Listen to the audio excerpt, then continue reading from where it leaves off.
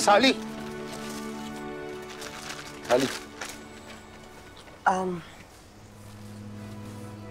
Bobby, pasensya ka na. Hindi ko alam kung bakit nandito ako. Pero mali to. Bakit mali? Anong mali sa pagkakaibigan natin? Bobby, pwede ba? Hindi na tayo mga bata. Alam naman natin na hindi lang to basta-basta pagkakaibigan. At ayoko na masaktan ulit. Sally, sa tingin mo sasaktan kita? Alam ko yung pakiramdam ng sinasaktan, ng dinudurog ng paulit-ulit. Paulit-ulit na parang wala na akong tirarang hiya at halaga sa sarili ko.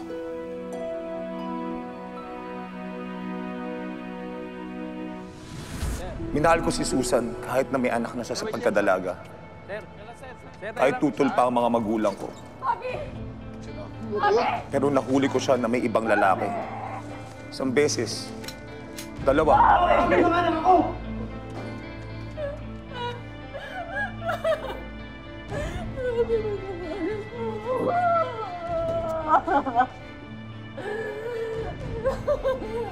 Binigay ko lahat sa'yo, Susan.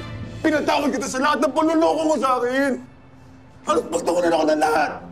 Dahil sa pagpapaipot ko sa'yo. Mahal na mahal kita.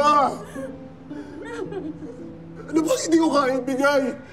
Ano ba nabibigay ng lahat ng lalaki mo na hindi ko nabibigay? Ano ba? Ano? Sabihin mo, ano? Ano ba? Ano? Ha?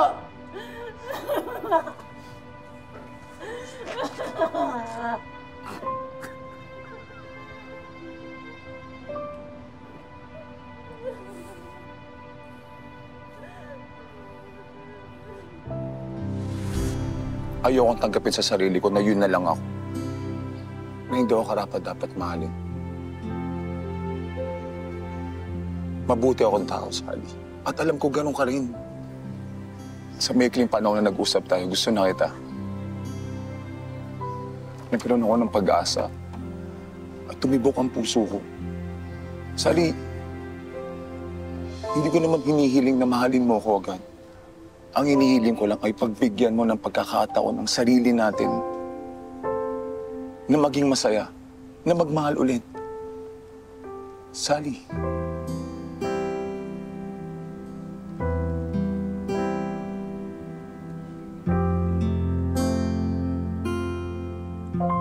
Bobby, pasensya ka na.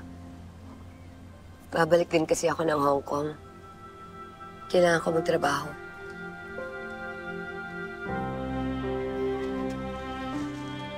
Sally.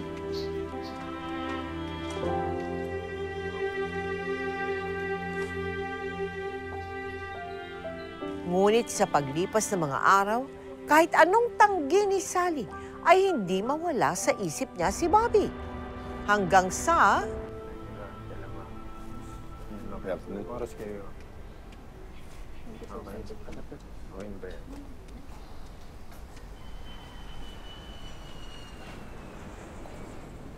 Uy, pare.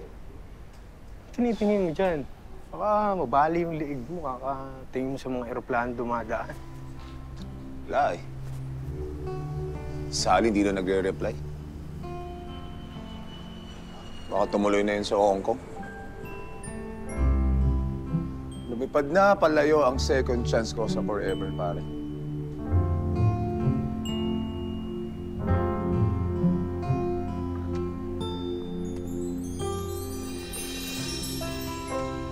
Baka hindi pa. Baka hindi na. Kahit nakakatakot, gusto ko ulit subukan na magmahal.